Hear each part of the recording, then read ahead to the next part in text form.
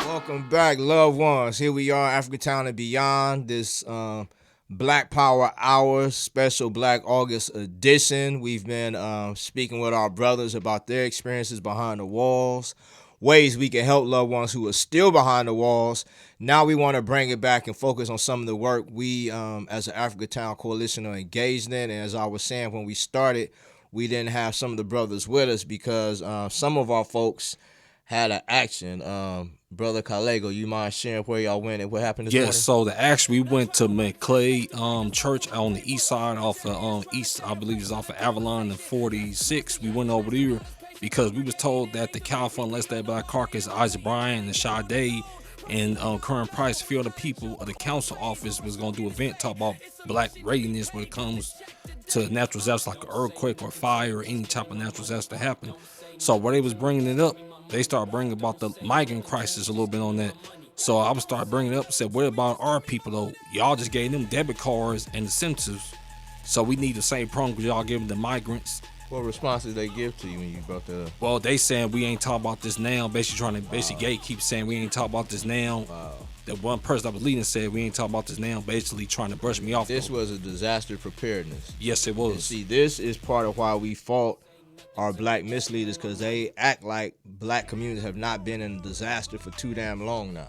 You know, again, we're being pushed out of our homes and our communities by the thousands. I just put up a post this morning speaking on how 500 black communities across the country have vanished. Yeah. And they raise up ridiculous. Everything that's happening everywhere else with everybody but us. And here we are, you go to a meeting in one of our areas, supposed to have some of our black reps there, and they're telling you that it's not a disaster. Yes, and I'll try to bring up the Skid Row, how you got the blinding plague going on in Skid Row right now. That's majority of our people in the house, Skid Row. I was trying to bring it up and try and brush it off, though. So me, Rochelle, and Brandon, we actually talked about the issues, though. So we actually got our points across, though. But they was trying to silence our voice so we getting heard. So I'm glad we came up there and let them know, because we've been confronting these California Let's Day Black Caucus members all throughout the state of California for blocking reparations for our people, which is a mercy Christ, which is preparing us, though, because if a natural disaster happen, our people don't got the finance, the funds to actually leave this city or state if a natural disaster happen, like an earthquake or fire what happened out to Dina. Well, we in a disaster right now. So for the past few months now, brother, you have been blowing up on social media. Almost once a week, you going viral from different posts. You mind sharing some of the things you've been doing since the last time we came in here? Well, a couple things I did, like Karen Bass on Juneteenth, for example, that I confronted Karen Bass, asked about reparations, since she giving these migrants debit cards and doing everything for non-citizens. I asked her, hey, Karen Bass, what you gonna think about reparations, though? She completely ignored me, chuckled, smirked, and she completely ignored my question, and she brushed me off, had her security to brush me off. So I exposed Karen Bass. She really don't care about the black community. She just trying to pander to the black community because of election time. And another incident is that we confronted Isaac Bryan and Sade with a load of small requests, where they had that event basically talking about the Black Cultural Arts District, though. Now Queen B. Hart induced that for decades. Now she trying to steal her idea, though, which is load of small requests. She's saying that's not acceptable, though. You gotta give credit to the person that actually established it, because this has the highest concentration of black people in the city right now, District 8 and District 10. And I'm gonna bring it real quick to Current Price. Current Price gave his seat to a lot non-black person. That's one less black seat we all have in the city. So let's say he's endorsing for a non-black person to take his seat. Yes, he is. He endorsing. And just so folks can understand, 'cause a lot of times they hear us say Africatown, and that is the community we're claiming, and we are a coalition that basically came together in this area. But as Raymond is showing, you know, we go throughout the city, throughout the county, and even the state, and we engage on a lot of different battles that are affecting our community. So one minute, we might be dealing with the Legislative Black Caucus. The next minute, we might be out here dealing with the police, attacking our folks. The next minute, we might be identifying folks who we are trying to get off the streets and get housed. Because there's just so many different attacks we're under right now. But we got to remember, the end result for them is exactly what I said. 500 black communities have vanished. In LA, they said at one point we almost had 30 different communities around the city from South Central to Inglewood, Compton, Watts, to where we're only down to about 6 areas where we have any real concentration of black people. Anything you want to add, Kevin, that we've been engaged in since the last time we've been in here? Ooh, well, I think we did. Did we do Juneteenth since last time we came? My memory is kind of Yeah, bad. Juneteenth has happened since the last time we came, but we had a few more successful events this year. Let me let you go ahead and pick that up because my memory is playing funny. So, right now. the previous 4 years we had actually produced Juneteenth events. This year we kind of fell back, and Queen Amina, the Merchants Association, did the event that actually took place on that Thursday, the 19th, and then our vendors did their regular commemoration on that Sunday. But both events were successful. We didn't have any major incidences this year, and our focus was really to get to the masses of people who came out and to educate them on the issue of reparations. We're real close, but unfortunately we got folks who are not attempting to move the ball across the goalposts. So we got to figure out how we're going to address and deal with them to get some real reparations on the table, similar to how they're getting, like Raymond said, these debit cards on the table for folks who are going through these issues with ICE right now. Yeah, so reparations is definitely seriously on the table right here. We're trying to also bring about some type of resolution to these bills that we have. Senate bills at 1315. Yeah, 1315. We're still trying to make sure that we defeat 518 and what's that? 437. Yep. 437. So we've stayed vigilant. In that area. We are whenever we hear about one of our misrepresentatives, misleaders or whatever, trying to bring the black family into the illegal immigrant situation, we show up. Because the black family has said, by the numbers, that this is not our issue, and that we don't really want to deal with this here. But you have people like Kern Price, you have other organizational leaders, other politicians who want to continue to fight this failed Democratic policy.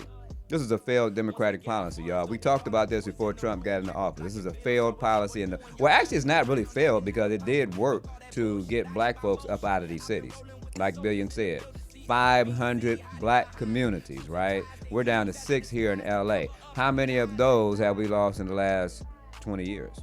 You see what I'm saying? And this has been a concerted effort between, I hate to say white supremacists, but because they're not superior, but that group of white people and Hispanics and Asians, we are fighting against everybody, and that whole plan has been working quite effective. But you know what? There's some of us that we ain't going nowhere. You know what I'm saying? So we're gonna be the ones that's gonna turn this around. Mr. Keeley, you got any closing words? As far as on the immigration and ICE, I'd rather not comment on that. Okay. General, you got anything? No, that's pretty much it. So yeah, y'all, Africatown is where What we about at. your and we homeboys want coming to Africatown? What about the homies coming to Africatown? The other getting our brothers? Yeah, no. As far as that, I was speaking to them earlier. I think it's very important that we look at Africatown as a gang-free zone.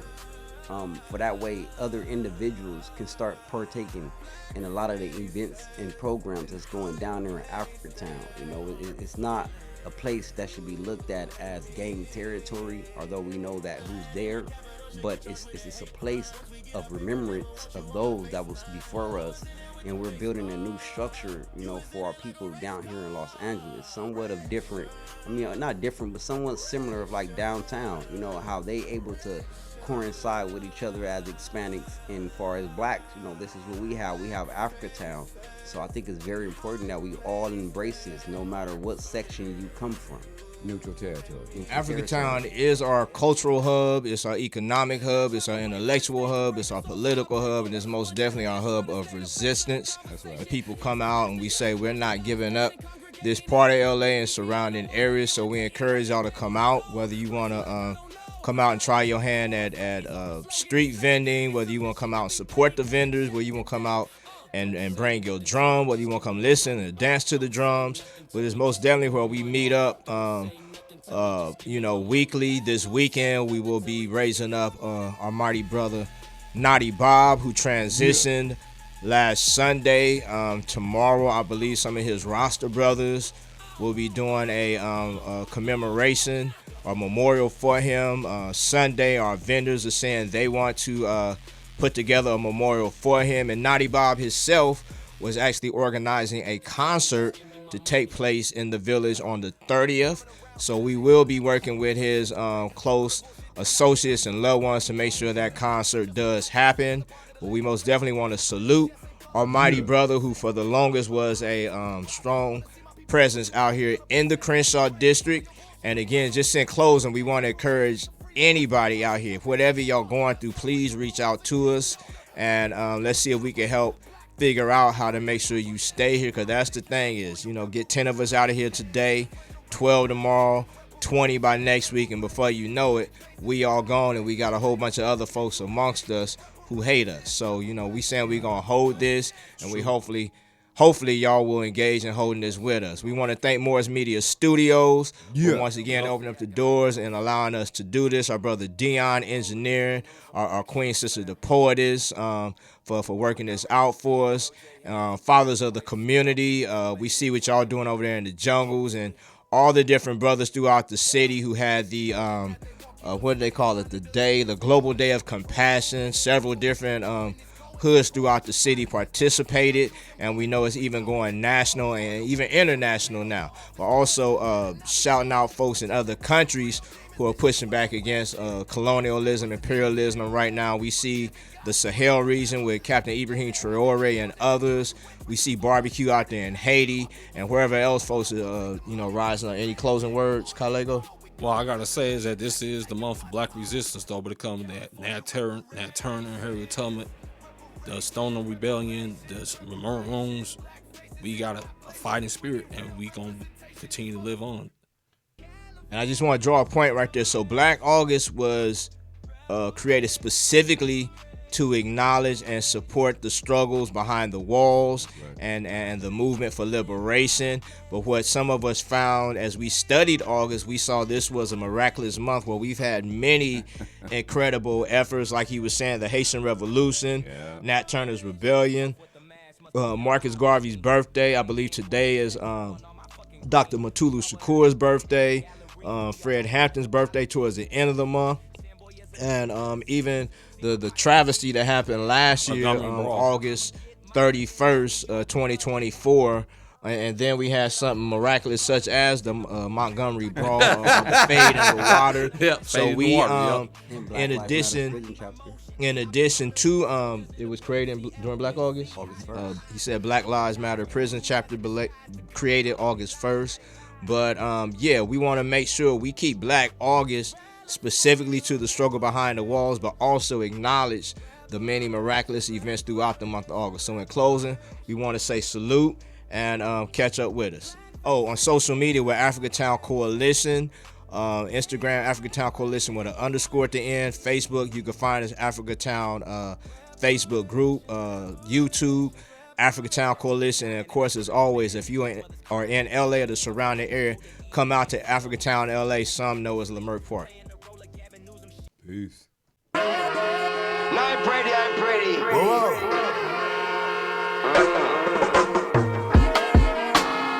Let the trumpets blow. They can never stop us from growing.